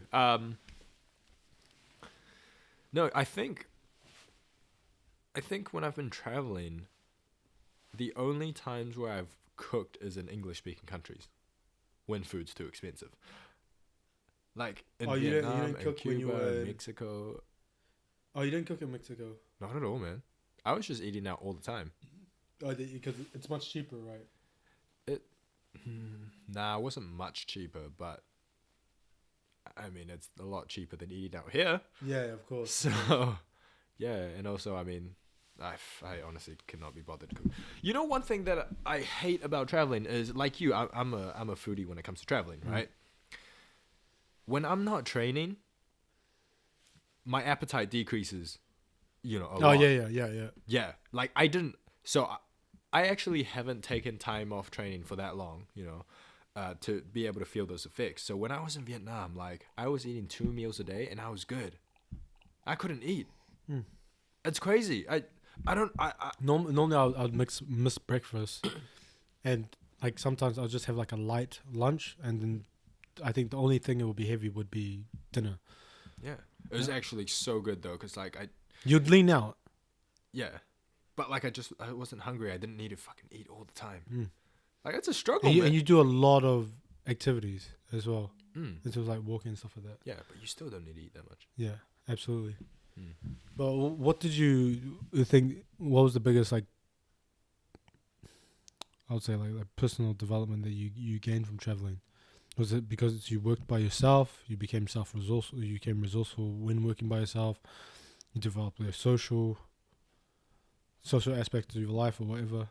Because I think for me it was, especially when I was by myself. So when I didn't do South America, when I did Japan and Europe, especially Europe, because I think Europe is it brings in a different crowd of travelers. Okay. And it's very varied. It's like, it's super hit and miss. Like there was a lot of people I liked. There's like either I like you or I hate you. So there's no one in between. It's like an American. You know what I mean? Yeah. Yeah. You either really, really like them or you really hate them. That is so true. Yeah. I was like, why the fuck do I hate Americans? And then I meet the next one. I was like, fuck, I love this guy. Do you have like certain demographic Black people. What? I mean, no. Along those lines, like, do you have a certain demographic of Americans that you just get along well with? So for me, there's two crowds. Okay, so it's New Yorkers and Chicagoans, but more specifically, it's white girls from Chicago and black dudes from New York. Those two kinds of people I just get along with. For me, I meet so many of them. it's black people from the South and white girls from California. Oh, white girls from California. Yeah, it's white girls from California. They're the best, though. Yeah, but the conversation normally still it stares to like liberal politics and shit like that, and I'm like, oh shit, I got myself into this shit. Should I tell her I'm a Trump supporter?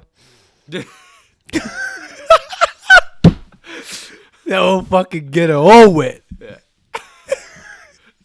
Oh man, when there's like ethnic Trump supporters, like But kills did me. I? Okay, no. Okay, fuck it. We're going into this part, and I'm pretty keen to get this known. Do you know what the reason why I wanted him to win? You're retarded. No, listen. Okay, yeah. When I was in university, right? Like I'm not PC, okay? Fucking well aware of that. Yeah, and I think as a general populace, I think everyone is too nowadays, especially our generation, are just like too. They get triggered, or they get offended too easily. They're not seeing where it's coming from, and they don't understand certain situations. And I think the left has become almost like the alt-right, especially the progressive left. Mm-hmm. And when I was in university doing certain papers and that we had to take as health scientists, did you ever do like a BA paper? No. Yeah, okay, we had to do it. We had to do one BA paper a year. Oh, I did do a health paper on indigenous health. So Okay, so you might have seen the overarching theme is quite, artsy. Yeah. So we had to do it as part of our prerequisite that we had to do one BA paper a year. And I was sitting in those classes, and it was like gender politics and stuff like that. And it was like guys and girls. It was just like everyone's offended at everything. You couldn't say anything. It was like censorship to the max. Like everyone is a individual perfect flower, but cannot be expressed in an individual, cannot be their own individual self. You like the left says that you can be individual, but in these guidelines. Because if I'm trying to be individual, I don't fit those guidelines. Mm-hmm. So you get cast out and you get labeled as right. When essentially I'm central. And that's why I think it's when you get exposed to year on year, you start to hate it. Mm-hmm. And there was a moment where it was 2016. It was my final year. It was the election, of course, and it was my health science paper. And then I saw it started creeping in there, and she talked about science, and then all of a sudden she started to oppose her own agenda onto the thing, and then she started bringing up politics, and then it was not a lecture anymore. It wasn't a lecture about the topic. It wasn't a lecture about anything. It was just she was trying to get like students on her side, and she was explaining herself and stuff like that. And then she asked the question, "Who here actually is a Trump supporter?" And then I put my hand out, and I felt like I was alienated, just like that, in that class. And I was like, they're like, "Why would you say that?" Because he stands for everything that's wrong with that part of society. And I feel that, and I was like, if she won, Hillary Clinton, if she won, that gives more power to them. That's why. It's not about what he says and stuff like that. It's just what he represented. And sometimes when you see something like, what's that? But that doesn't necessarily mean that you're a Trump supporter. Supporting Trump was, I guess. And also I found him funny. I was like, if I wanted to see something funny, I wouldn't watch Comedy Central. I would watch the election. So that doesn't really make you a Trump supporter in terms of from a political side of things. Yeah, but I still, because he's in power, I still feel he represents that. Yeah, like you supported him because you wanted that to make a statement. Exactly. Basically. And I thought that was a big enough statement, because I feel like it's been mellowed out a little bit to a certain degree. It's still there, but it's been mellowed out because he's in power. Yeah, no, I like if you're purely focused on the whole, I don't know if this is even a term, but like the radical liberalism. Okay, yeah, I kind of get, I get where you're coming from. I get where you're coming from in terms of that, but I mean, you can't forget that Trump is still the guy that who started to deport illegal immigrants, separate their families, into different camps. No, I totally get that. Yeah, I get that. Yeah, but it's so not. I feel like no matter for, what he for me, does, for me, it's like he's still too retarded. He's retarded, and I think the whole political structure in America is retarded. Absolutely, it's retarded to the max. And it's not even left and right. It's just like two parties pick it. It's just right and very right. That's America. Yeah, and it's an illusion of choice. Yeah, and I don't think Americans know that. No. I was so you know how every year the world that was actually some pretty good shit right there. No, it was good. It was good. Americans, you living a lie. That's why all the cool people downvotes from the coast. That's why all the cool people from the coast. Yeah. Right. What I was gonna say with that is Alaska for the one. The World Press photo exhibition. Hmm? You know how they do one here. I don't know if they do the art gallery. Not at the art gallery. At Smith and Coe's. Oh, in the city. Okay. Anyway, I didn't know they did it there. It's basically an exhibition of photographers telling their story on like on a social issue in the last year. Yeah. And one of the ones that I found, my favorite piece actually, was this photographer kind of captures that that patriotic propaganda that's used in like early education and stuff. So scouts, for example, like in Russia, the like youth regimes and stuff. The photographer captures American scouts and their whole like patriotic propaganda and stuff, and at the same time captures the Russian side of things. And it was just really powerful seeing America compared to a country like Russia, and how they're the same, and how much of that whole like regime parallels each other. America is just Russia. I mean, in terms of whatever I'm talking about, but they just label the whole thing freedom. It's true. It's true, but I don't know. I've one of my mates said it. He actually lives here. Mm-hmm. I think you should go to that. It's like nice. The education system doesn't allow thought, right? And so you got a lot of Americans going into the world, not really understanding what's really going on. Man, I've snapped at so many Americans when I've been traveling. So they just follow it. And it's not their fault. And it's not their fault. It's like, okay, oh, shit. Like, I was in Germany with full of Americans. We got two from the South. We got two Texans, but they're Asian. Okay, two Texans, but they're Asian. One Indian guy, two Jewish guys from New York. Okay, and then there's me. This fucking chick out of nowhere. We're in Germany, we're wasted as, and she just pops out this question while everyone's having this conversation. I thought the story. Yeah, okay, you know this, but they don't know this. Yeah. No, keep going. I thought they don't allow you guys in Germany. I was like, the fuck do you? What are you talking about? And she's like, oh, I always thought like Germany was like this like Nazi, and I thought like everyone would be like blue eye, blonde hair, and it would be very like strict, and I just thought that's what they were. I was like, yeah, like A while ago. like 80 years ago. They're not now. It's just like, oh, but they're so welcoming and they're really nice and they this. Do you know that? Oh my God, they're like so cool. And I'm like, America. This is America. and I was just, and I was actually I was flabbergasted at the fucking fact that she was saying this.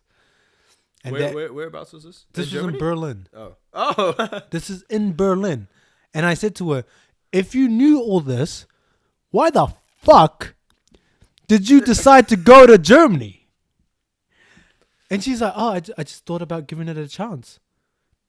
Giving it a chance? What the fuck? I mean, I suppose that's better than most Americans. Yeah, but I mean, like, if you knew there was a place that was like a strict regime, there's a dictatorship, there's a war going on there, there's racism, there's like fucking like killing of Jews. Don't you know these two people are Jews too? Like, and they're in Germany. Why would they're here? Hello. And she was just like, oh my God, like, it's not like that.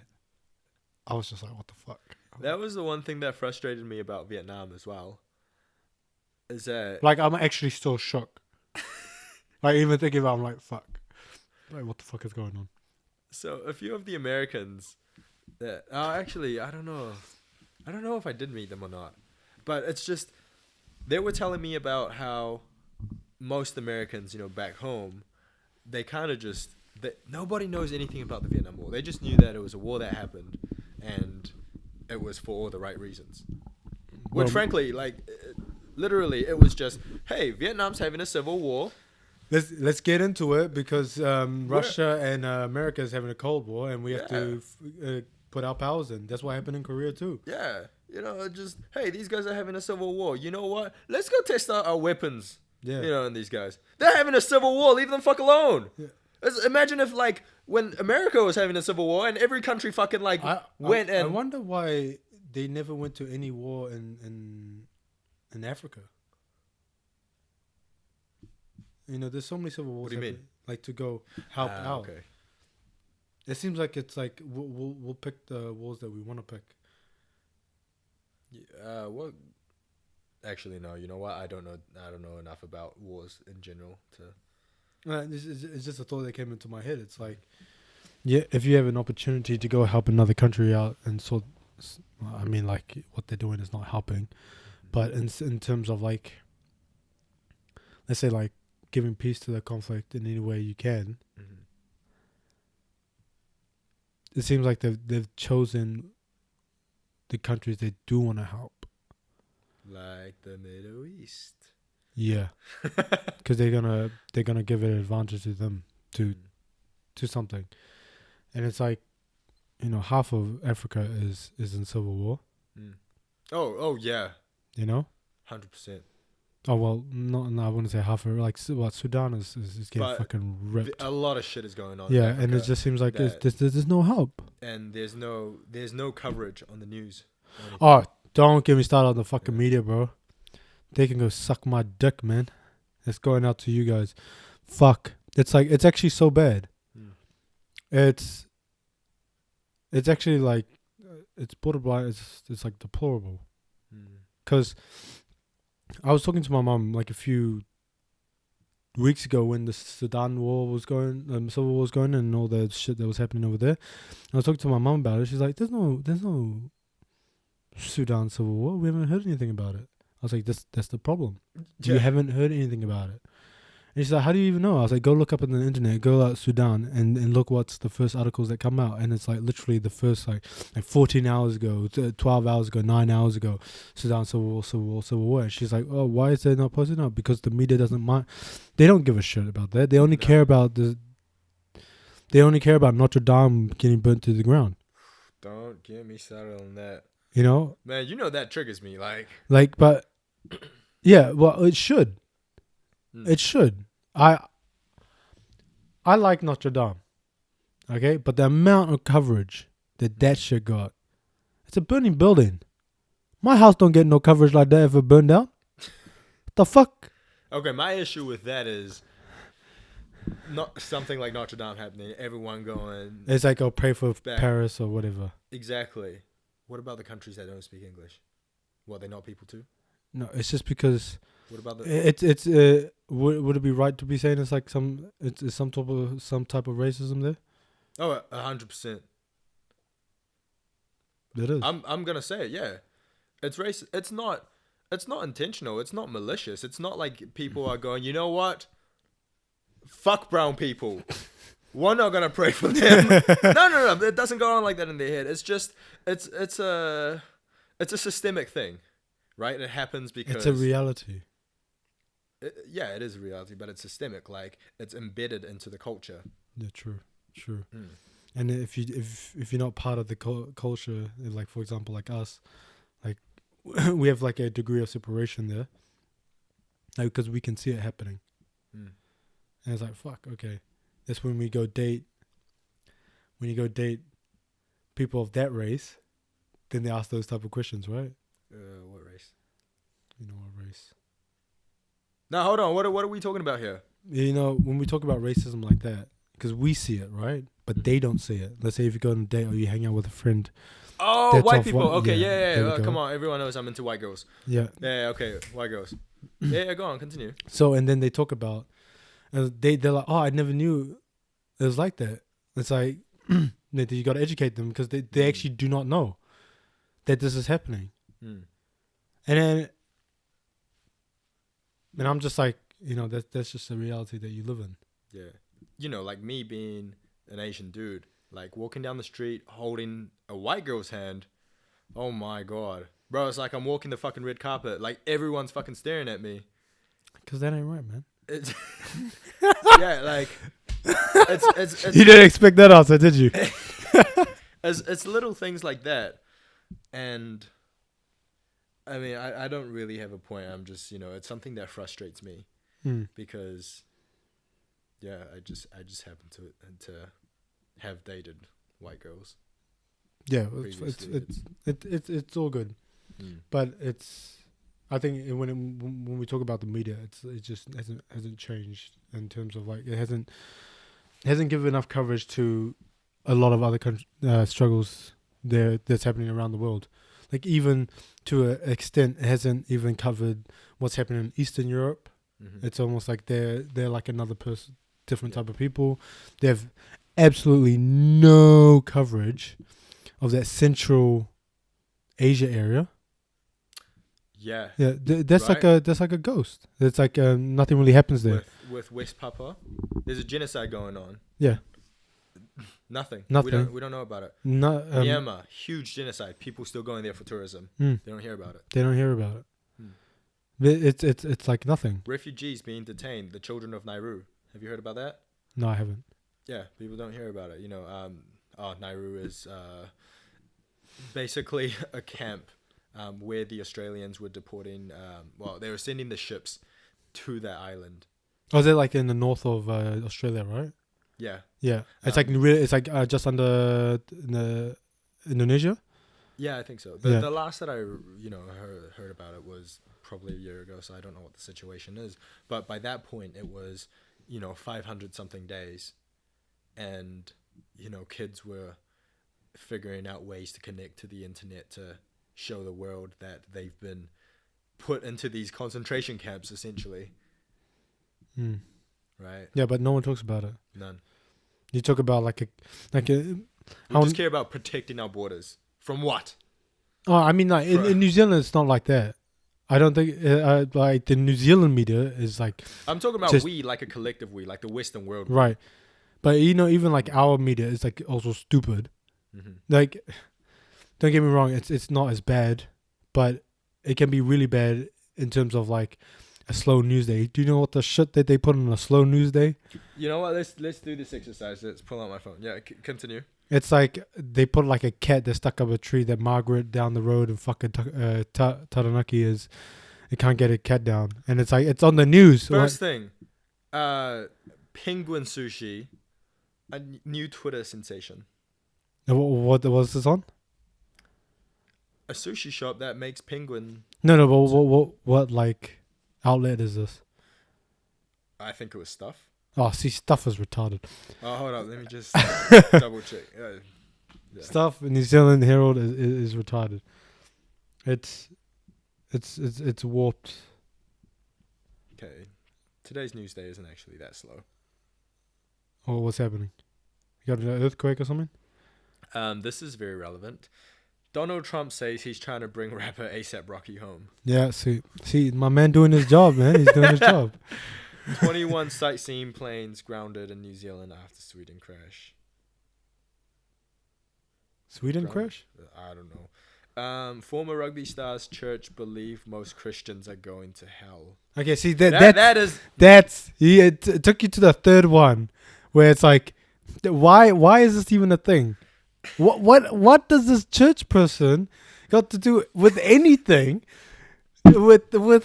With New Zealand news. This is on my phone. This is on everyone's phones. Yeah.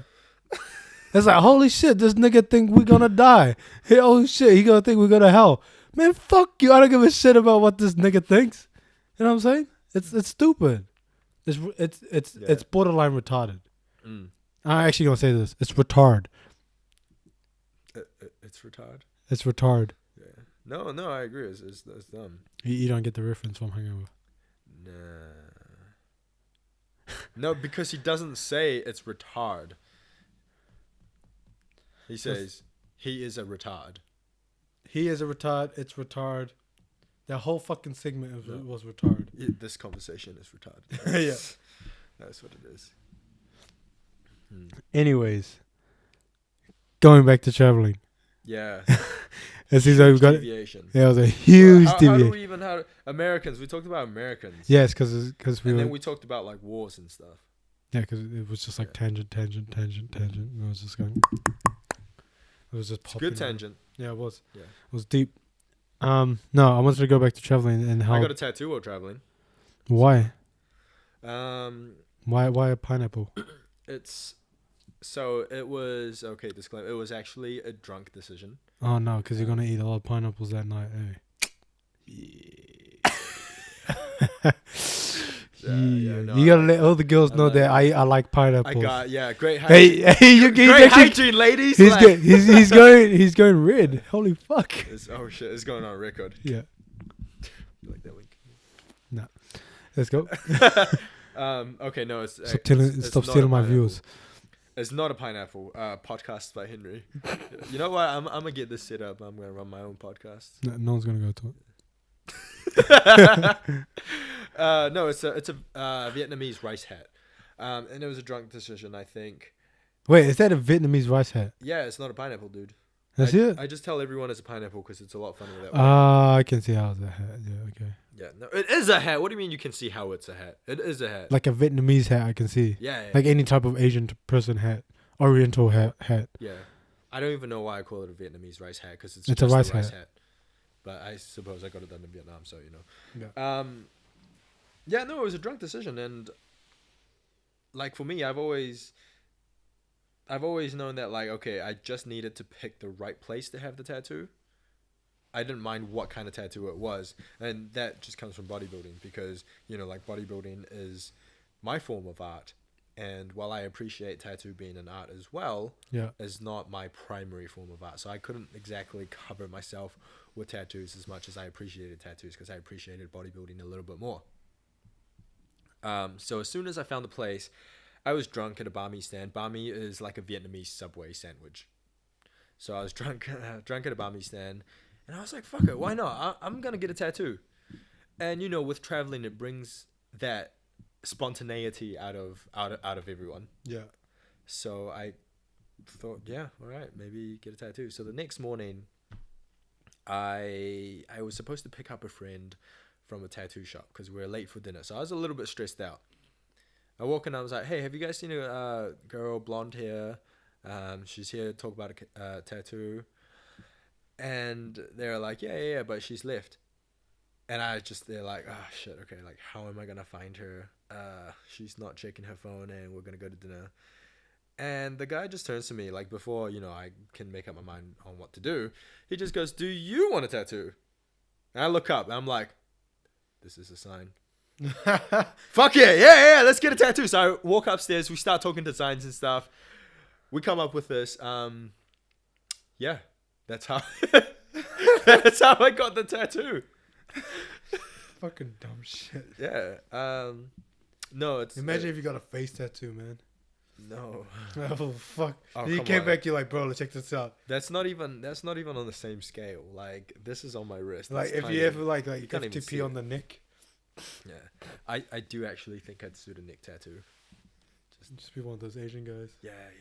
No, a triad. I feel like Asian guys suit neck tattoos without. I don't know. Maybe it's that, maybe it comes back to that whole cultural perception of, the Western culture, that is, the cultural perception of Asian guys being less masculine. And so I suppose when you have something that's hyper masculine, like a neck tattoo, it kind of balances out. It's not too much. So just get like a cross on like right here. Like 21 Savage? Yeah, I mean, like 21. He 21. what? 21. 3, 4, No, 5. 6, 7, 8. Yeah, In my bank account. Yeah. No, sorry, that was my tattoo story. That's it. Yeah. Initially, I wanted to get little icons down. If you got the an infinity, if you got the infinity sign, I will be defriended you. It was gonna be like a traveling If you got a souvenir. if thing, you got an ankle tattoo, I will be defriending you. I'll put you on Grindr for free. So I was thinking, maybe I was gonna say I'm scared. no, just on Tinder, I could probably just set it to guys and just have my Nutrition by Henry on there, right? That's brand awareness and Okay, I like how we're recording this because I hope we get a few comments saying don't do that because that sounds stupid, and you might just get the wrong type of crowd coming in. I think so, but at the end of the day, it's publicity, So and of all of my followers, they are the ones that engage the most. What? What do you mean? Oh, gay dudes. They engage with my post the most. Oh, really? Yeah. Okay. Well, why don't you just yeah, you can do it if you want to. It's false advertising though. That's just sad. And you're not really interested unless something's happening somewhere.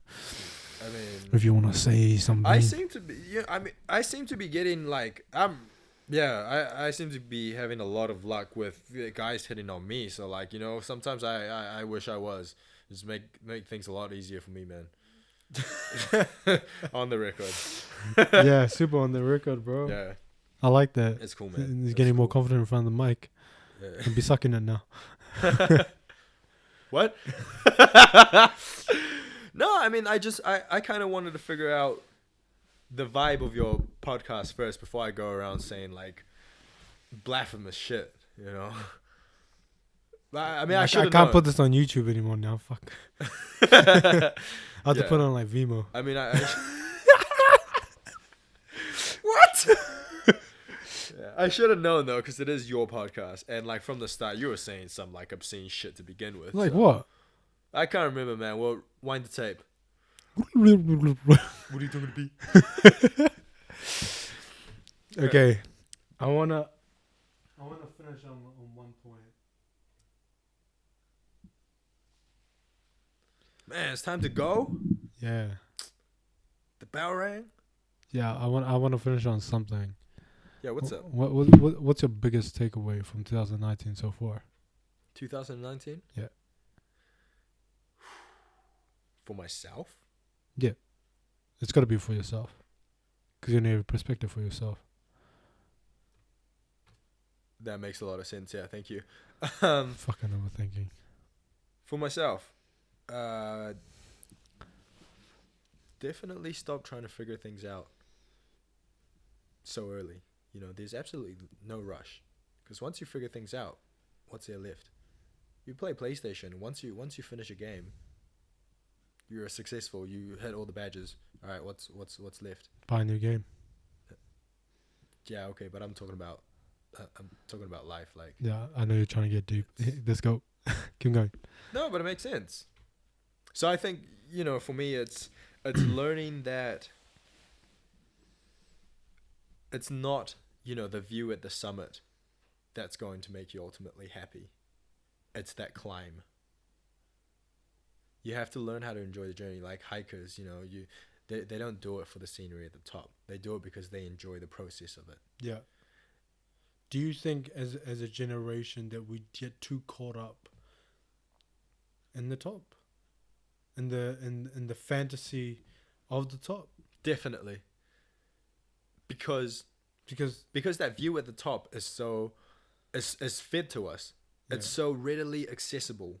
It's on social media. Social media is a great thing. It connects us all. But we get exposed to all of that good stuff, and we start to think, oh, why don't my life look like that? Yeah. But in a sense, it kind of does. Or you're early in the process of getting that. Yeah. It's just not glamorized the way that, like when I'm winning a competition, it's glamorized because that's the top. But there was a lot of hard work and dedication that went into that process of you getting to the top, but which no one document, or you didn't document. But I think that's a really good thing about social media, right? Is that you have an opportunity now to document that. Even with this is like a documentation of thought process. You get on stories, you have done it in the last few weeks, documented your process of, what was it, overtraining, right? And all that. and there's like more avenues to document as much than just creating a fake picture that that just shows you at your end or at the top. You can actually, and I think that's what most people enjoy more, is that, oh yeah, I think that makes you more relatable as a person, brand, or whatever. Is that if you can show people that you're going through struggles, or you're going through the same type of stuff, like what you're doing now, you're building a business straight from your freaking desk over there. A lot of people, it can be an inspiration to a lot of people that haven't even started yet. You know what I mean? Like some people's like, oh, I need, like even for myself, it's like, I needed this, I needed a studio, I needed some, like all this other stuff to look the part, but there's no point looking the part if you can't execute any of that. So I had to start executing stuff like you had to start executing before you start looking the part. And there's opportunities that you need to look the part, and you'll find ways to do that. Whether it's like with you and your dressing up for Skype interviews, with your clients or whatever, or just me, like for example, dressing up really nicely to go into a New Zealand Fashion Week interview. How was your interview today? Oh, it was simple. It was easy. It was easy. Oof, okay, that was just the question. No, but it was. So I get cocky about. I didn't expect it to be so light. Yeah. And like I said, it was just a volunteering thing, so they're not expecting anything big. But it was like one of the girls was doing it for the same reason that I was doing it. It was for networking. Yeah. So I was talking to her about it. She's like, "Yeah, absolutely. I want to do it for networking." And we just talked about, okay, this is a possible avenue. I was like, okay, why did you do New Zealand Fashion Week? Because I wanted to get a feel about it. I'm really into fashion. For me, it was like a content creation opportunity to be connecting with people at in the fashion industry in New Zealand, which is obviously big when it comes to content creation. I mean, they're probably the leaders of it. But also, also to be connecting with more and more people. I mean, I've never met a person that complained about having too many connections. You know what I mean? Like, who complains about that? I really like that.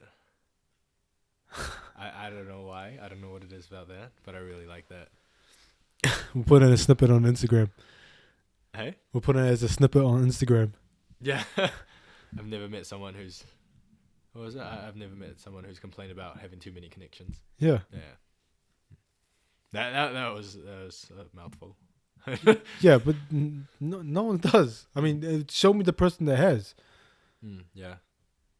Like, everyone loves to boast. It's like, yeah, I know this guy, I know this guy, I know this girl, I know this person, in all these higher up positions. It even gives you more, like, validation. And so, like I said, I've never met a person that complains about that. I forgot what we were talking about. We were wrapping it up. We're wrapping it up. Oh, I yeah, asked so you what how your interview went, and but before that It was like, take how's your your message 2019? for 2019? Yeah. Yeah. Enjoy the process, because being an overachiever for, the last 24 something years of my life, and going all in the way that I have, I've been fortunate enough to achieve so many things, but every milestone I reach, every summit that I climb in, and the view that I get to appreciate, happiness isn't there. Winning Musclemania in America, happiness wasn't there. Getting into my graduate program, in masters, I thought I was gonna be happy once I got to that. No, wasn't there. It meant that I have to work harder. So graduating my masters, surely by now I gotta be happy. No. So it's really. It's like you're in your own rat race. Yeah. It's definitely. So where do you find process. happiness in 2019 for you? Where did you find it? Where did I find it? You know what? I found it in people. I found it in the connections that I built. I think, yeah. So maybe linking people into 2019 and, happiness. I think I was definitely the happiest when I was able to connect with people, like what we've done today for the last couple of hours. Dope. And we'll close that off. Cool. Thanks for being having on me the today. podcast. I haven't got a name for it yet, so probably gonna think about a name. Gonna send it out. Just think about it. Mm-hmm. No, it was But yeah. fun. It was fun. It was fun. It's good shit. All right. And we'll More send it Sundays off. next time. Done.